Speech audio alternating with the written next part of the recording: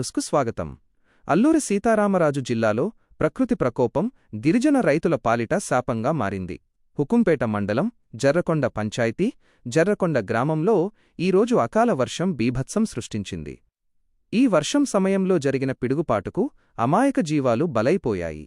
ఈ దురదృష్టకర ఘటనలో సుమారు 11 ఎద్దులు, ఆవులు మరియు 24 మేకలు అక్కడికక్కడే మృత్యువాత పడ్డాయి.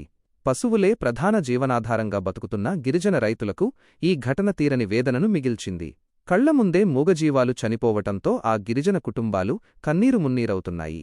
నిత్యం కష్టపడి బతుకుతున్న ఈ గిరిజనులను ప్రకృతి ఇలా దెబ్బతీయడం పట్ల స్థానికులు ఆందోళన వ్యక్తం చేస్తున్నారు. ఇప్పటికే పంట నష్టంతో సతమతమవుతున్న అన్నదాతలకు పశువుల మరణం మరింత ఆర్థిక భారాన్ని మోపింది. ప్రభుత్వానికి విజ్ఞప్తి: ఈ విపత్కర పరిస్థితుల్లో ఉన్న గిరిజన కుటుంబాలను ప్రభుత్వం తక్షణమే ఆదుకోవాలి.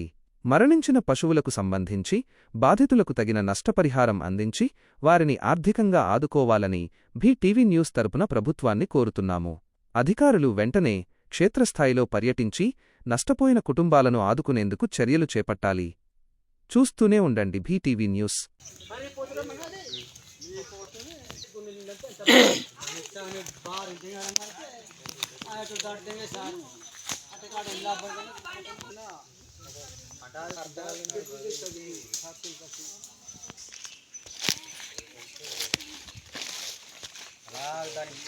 పడిపోవడానికి దాని మీద